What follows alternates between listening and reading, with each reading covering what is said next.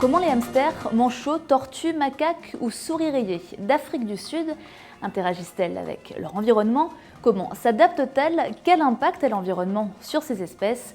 Autant de questions auxquelles réfléchissent les chercheurs du département écologie, physiologie et éthologie de l'Institut pluridisciplinaire Hubert Curien à Cronenbourg. Au croisement de différentes disciplines, chimie, physique et biologie, ce laboratoire du CNRS et de l'université mise sur l'interdisciplinarité pour avancer. De nouveaux équipements et aménagements étaient inaugurés hier, l'occasion de s'intéresser à ces recherches. Ce département est spécialisé dans l'étude des modèles animaux sauvages et pose 3 questions principales. La première, c'est des questions très fondamentales sur l'écologie et l'évolution des espèces. Pourquoi la diversité est telle qu'on la perçoit aujourd'hui? Quelle est l'histoire évolutive qui a conduit à cette diversité actuelle? La deuxième question, c'est plus quelle est l'adaptation des animaux face aux changements environnementaux actuels? Comment ils réagissent?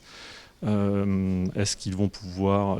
Comment est-ce que ça impacte la dynamique des populations sauvages? Et la troisième question, c'est de produire pour certains modèles particuliers, en particulier locaux, régionaux, c'est de produire des données pour aider aux décisions de gestion de l'environnement par les partenaires locaux comme la région, le département ou l'Eurométropole.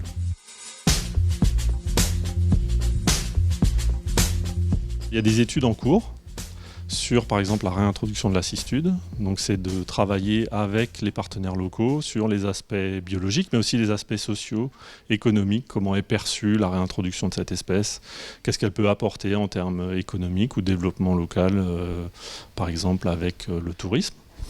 Il y a aussi une autre étude qui est en cours sur les effets de la pollution sur la maison charbonnière, se servir de ce modèle pour étudier les effets de l'urbanisation sur la biologie. Et ça a permis de rassembler des départements différents de l'IPHC, physiciens, chimistes et biologistes pour une même question.